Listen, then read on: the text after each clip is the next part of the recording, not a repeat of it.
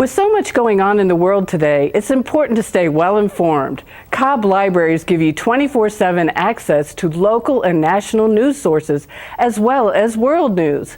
Let me show you an online resource that connects you to local and national news sources, America's News or Newsbank. You'll find this online resource by going to the library's website, www.cobbcat.org. On the library webpage, click on the link for eLibrary. Look for a link for magazines and newspapers in the subject list on the left sidebar. America's News will be in the list of digital resources that connect you to online news resources. If you're accessing America's News from your home computer, you'll need to enter your library card and PIN number before entering the site.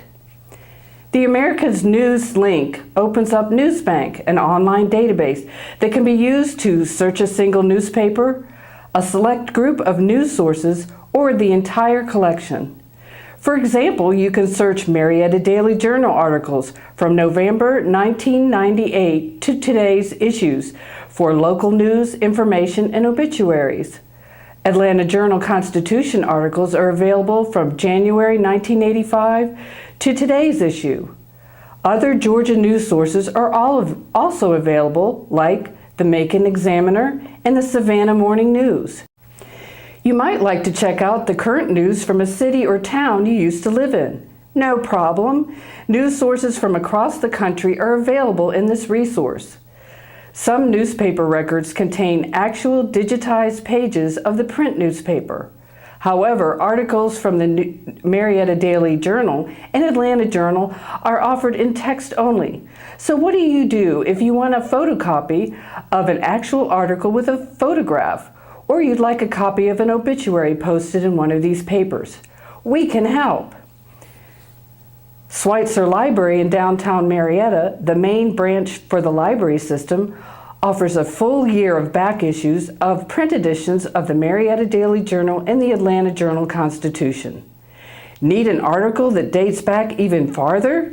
The Georgia Room, the History and Genealogical Resource Room, located inside the Schweitzer Library, has microfilm of the Marietta Daily Journal issues dating back to 1944. Atlanta Journal-Constitution articles are available all the way back to the 1800s. You can view the articles on a microfilm machine, print a copy of your article, or save a copy of the article to a USB flash drive. Staff in the Georgia Room will be happy to help you with this process. There are more online news sources available to you through your Cobb Library. Go to the library website and the eLibrary collection and check out the additional news sources available, or come into your local branch and a librarian will be glad to show you how to connect to local, national, and global news. Don't go away, we'll be right back with more of the Library Show. If you want to be a parent, it doesn't matter how you play, what you wear, how you dance, or even what direction life takes you. You just need to be there. You don't have to be perfect to be a perfect parent. Thousands of teens in foster care don't need perfection. They just need you.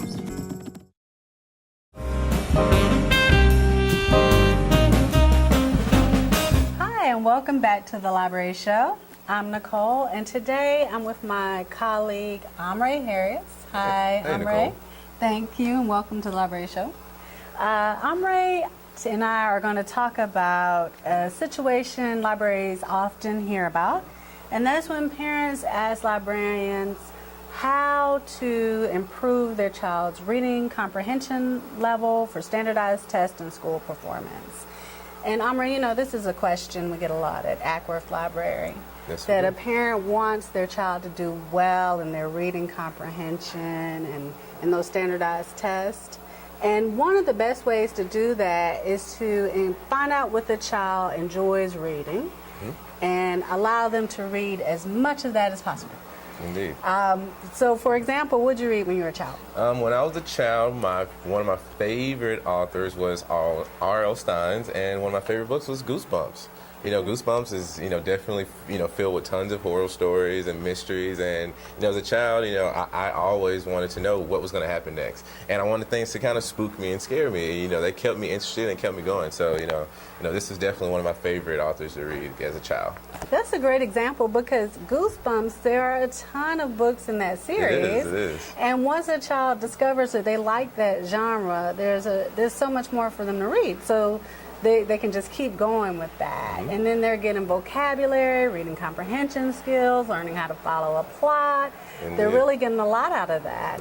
What else did you enjoy reading? Also, I was really interested in history, namely like the World War I era.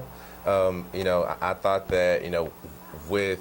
I got a book on that, by the way. Oh, yeah, look, you right mentioned there. that. So, also, with what was going on in that time period and how the world came together to fight against one cause, and especially given the time now and seeing that in a historical phase is definitely amazing to read about, and it just kept me coming back and wanting to know more. And how did they solve this problem, and how did they come together and eventually win the war? So. I definitely loved it. A lot of reluctant readers really enjoy nonfiction and history and wars and all that stuff, and the library is full of those examples, and we had those. So, yeah, if a kid has a subject in history that they like reading about, I know my children enjoy reading about Greek myths, like the Percy Jackson has encouraged them to really go back and read the myths, and they can read that all day. So that's a great example that once they find something through an entertainment venue that they like,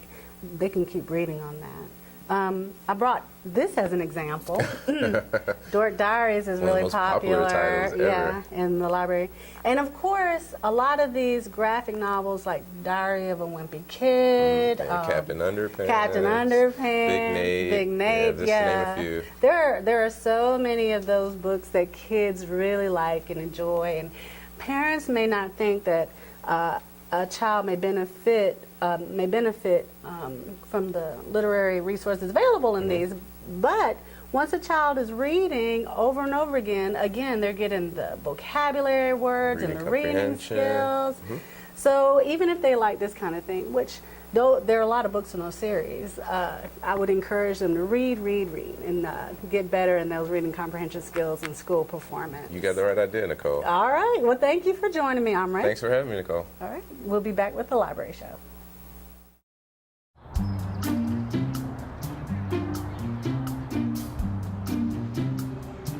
Don't worry, 74 people were picked before me in the NFL draft. To fight childhood obesity, United Way and the NFL are helping kids play at least 60 minutes a day. Okay, time for the team obstacle course. Yay! What this place needs is more healthy kids. To get involved or donate, go to unitedway.org/play60. Now I get it.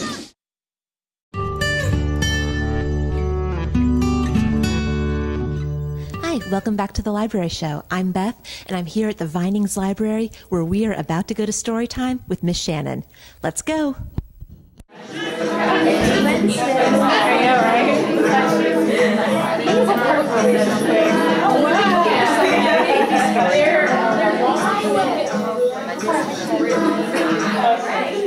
morning, everyone. How are you doing today? Oh, I'm so glad you're here. Story time. Are you ready to have fun? Yes. Good morning, good morning. We like to say good morning. Each happy day before we play, we like to say good morning. Beautiful time. All right, I brought some really fun books to share with you today, and I'm going to need your help reading them because they're animal noise books. Do we like to make animal noises? We do. Our first book is called Say Hello Like This. I love doing animal noise books in story time. Everybody likes to make animal noises, and for me, getting audience participation in story time really helps out with the energy level. So I always ask my kids when I do animal books if they will help me read the book by roaring, growling, and hissing like all the animals in the stories.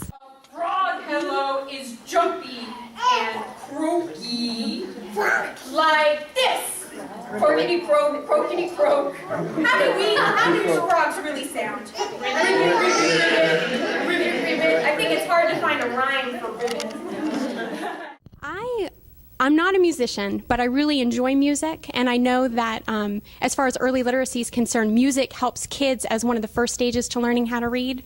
Everybody loves music. Everybody loves finger plays, so I try to choose some of my all-time favorites. I'm a Little Teapot, Itsy Bitsy Spider, and we have a great time with it. And I like how you do songs that a lot of the moms might know or that they can catch on with pretty quickly and that have motions. Yes, yes. Motion is good. It gets the wiggles out between stories.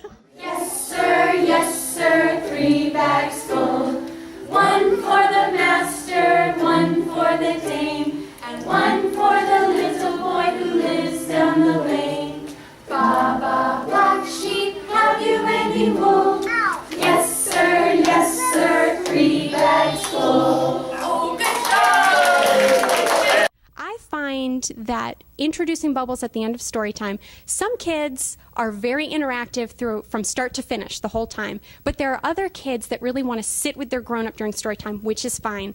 But at the end, when we share bubbles, every child gets up, every child interacts with each other, and it really brings the wallflowers out to the middle, and they have a great time. Parents say that they're happy with the bubbles at the end, just that it helps their kids interact with other kids, whereas during story time they might not.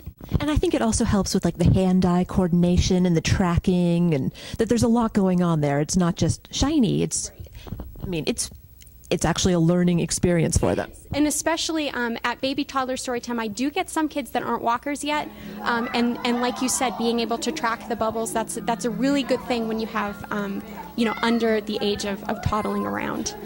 It gets them to interact with it as well. It does. We're here at Vining Storytime with Shanika and Dallas. So I understand, Dallas, this was your very first story time. Yes, Dallas. Yes, this is our first time. So what made you come to story time today? Well, we live down the street, and I'm always at home with Dallas, so we wanted to get out and just explore and interact with kids and read some stories or listen to stories. So we just had a great time. Oh, perfect. Did you enjoy chasing all the bubbles? Yes, she did. And all the fun animal noises? Say yes, Dallas. Well, thanks so much for being here. Yeah, bye, Dallas. Bye. Yeah, bye. See you next time. So thanks so much for letting us be here, Miss Shannon. Thanks for coming. So next time on the Library Show, we'll be at a different branch with a different story time. See you then.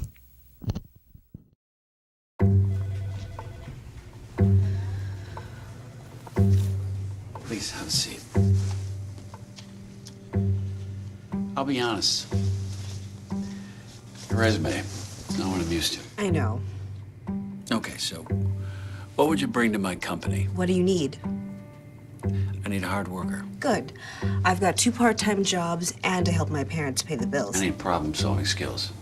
I got through high school without a car, a phone, or a computer.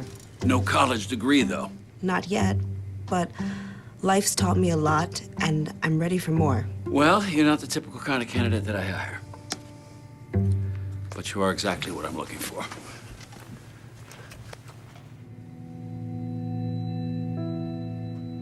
Your company could be missing out on the candidates it needs most. Learn how to find, cultivate, and train a great pool of untapped talent at gradsoflife.org.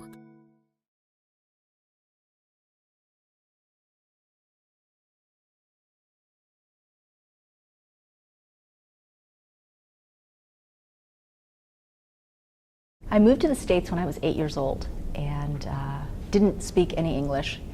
Went to public school and found that I was a little different than a lot of the kids that I went to school with. And so a lot of times, had lunch alone and spent a lot of time in the library reading and also cooking. Those are the 2 things that I found a lot of fun in my life. And between the reading and the cooking, I sort of built my self-confidence. I think that libraries for many children is the first time they're really introduced to reading, and so I think it's really, really important. I had a lot of books as a child. My parents loved to read. both in Italian and in English, but I was able to sort of discover new books through the library. We had a very nice school library at my school, so yes, it did play a very big role. And I remember specifically, as I grew up, going to college and my university having the most unbelievable library with the most unbelievable view.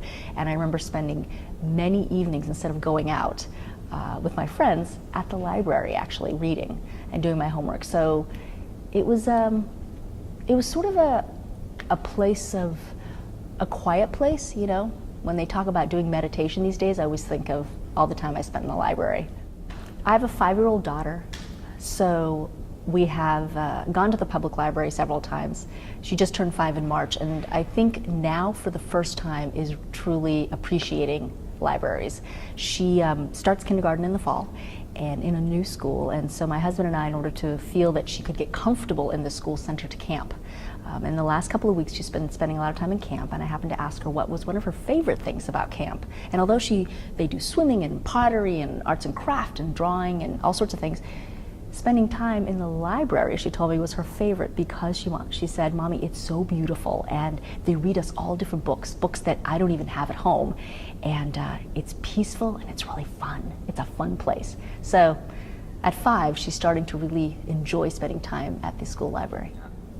So I have, I've written a children's book series. It's called Recipe for Adventure, about a brother and a sister, and they go on all of these food adventures around the world. The first book takes place in Naples, and it's their adventure in Naples, discovering all the wonderful things that first started in Naples, like pizza and like zeppole, which are Italian. It's Italian street food, but they're like donuts, or Italian version of donuts, and how they make friends and learn about the Italian culture and how they make their way back home.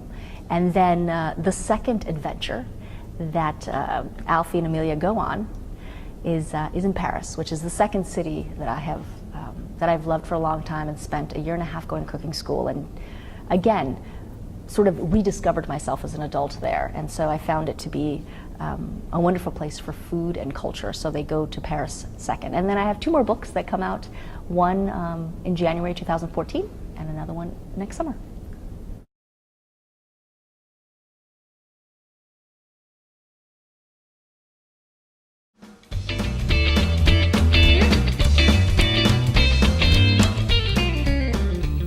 Hello and welcome back to the Library Show. I'm Nicole, and today my guest is Steve Powell, who is the manager of West Cobb Library, which is a beautiful library. The address is 1750 Dennis Kemp Lane. That's correct. It is. All right. And I wanted to just talk about some of the special features available at this library. We have a great staff here at the West Cobb Regional Branch. They're very customer service oriented and very friendly.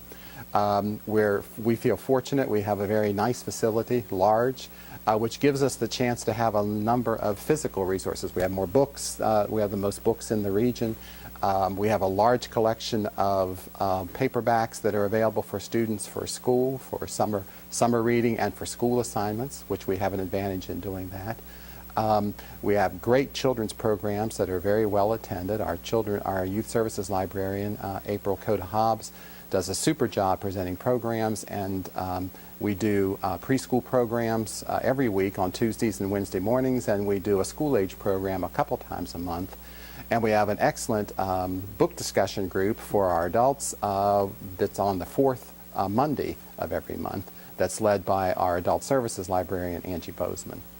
Now, this library has 3 study rooms, is that correct? That is correct. We have 3 what we call group study rooms. Group study right. rooms. Mm-hmm. And 1 multi-purpose room, is that correct? That's right. Okay. Mm-hmm. So let's start by talking about the study rooms. Okay. So can you tell me about who would normally use the study room and what you might use it for? Sure. It's a pretty wide range of people who use our study rooms, and they're used all day long. We have, they're most heavily used in the late afternoons and evenings for students coming in and for tutors coming and helping with students. But we also have during the day people coming and just doing individual study who kind of want to get away from the hustle and bustle of the outer library. And we have people who bring their laptops and of course access our wireless. to use the computer. We also use the study room nearest the reference desk to proctor exams for people who do online or distance learning and need to have somebody proctor their exams. We can do that if they're doing a hard copy or if they're taking their exam on their own laptop. Wow, that sounds great. Yeah. Now, how would somebody use that? Can they reserve it like a week ahead? Well, no. We only, and we do have people ask that question all the time, but we only reserve our group study rooms on a same-day basis. You can call the very first thing in the morning when we open and reserve it for any time later that day, but you can't reserve the small group study rooms ahead of time. I mean, ahead of that day. Okay. Yeah. But they would be available during the normal operation? They would. They would. Of course, as I'm sure most folks know, we're open Monday through Wednesday. We open at 10 o'clock and are open till 9. And Thursday, Friday, and Saturday, we're open at 11 o'clock until 6. So as soon as we open, a person can call and reserve the room for later that day. Because we have such a demand for those, we do limit the time that people can use the rooms. We limit that time to 2 hours a day.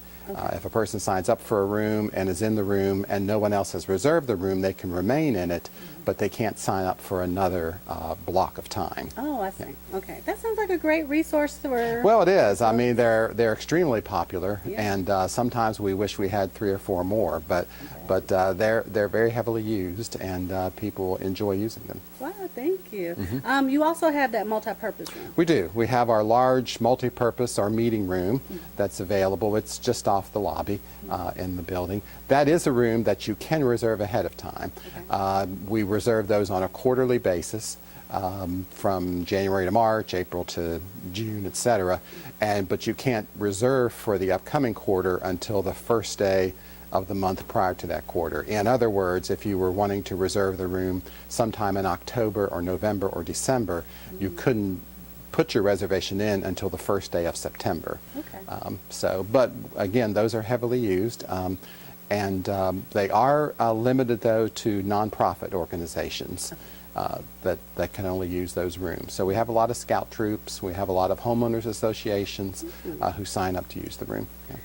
That room is really big. Now, how many people would you say should be able to fit? I'm wondering how large a group can... Well, I believe that the fire limit on that is probably about 65 to 70 people. Yeah. So you can fit a lot of tables and a lot of chairs into that room. So that's why we do have large groups who come and use the room. Yeah, that seems like a great opportunity for community gatherings. And you mentioned homeowner associations. I was thinking about maybe PTAs or school organizations. What a great opportunity. Yes. If someone is interested in the study room or the multi-purpose room, what number should they call? Well, they should call our branch number, which is 770-528-4699. And that's a number we only pick up during our operating hours. Okay. But then usually that is our circulation desk, and they will usually send the call back to our reference desk so that we can do the reservations there. Great. Well, thank you, Steve, for well, telling you're welcome. us about some of those special things we can find at We're West happy Cobb to have you Library. come out and talk to us about All that. right, thank you. And we'll be back with the library show.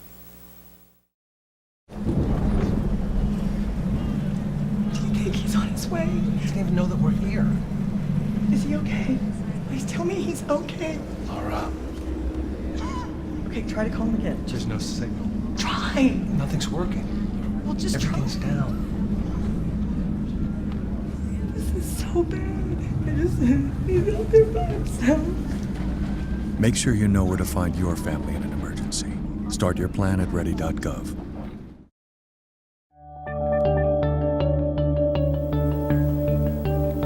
Good morning. Welcome to the Library Show.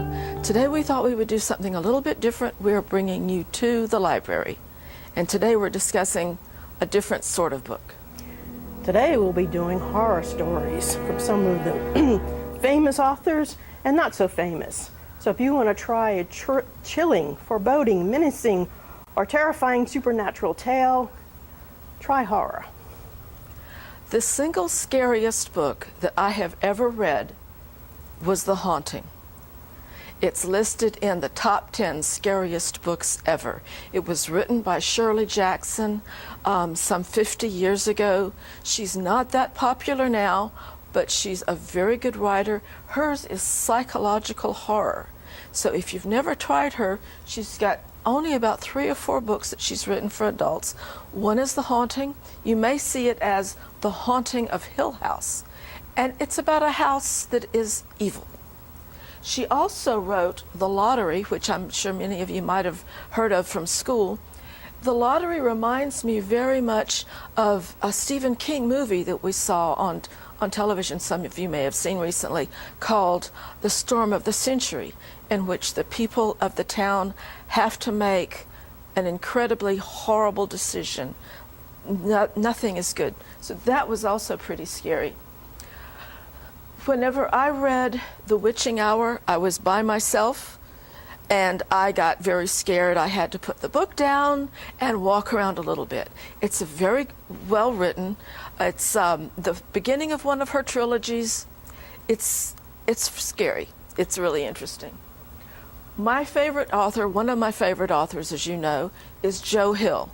Heart-Shaped Box. Started out, I'm reading it, this isn't scary, this is just okay. And suddenly I got scared.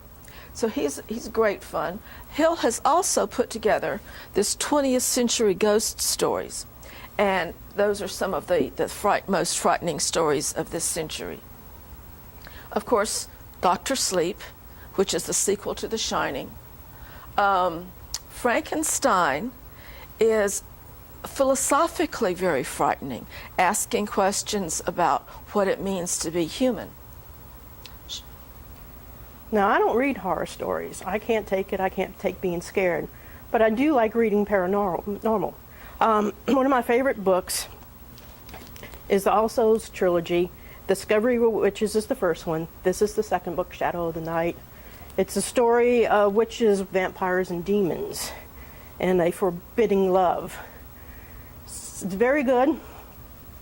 Some of the other paranormal, Kim Harrison has some, and there's another book by her, Perfect Blood, and Charlene Harris is probably one of the better known.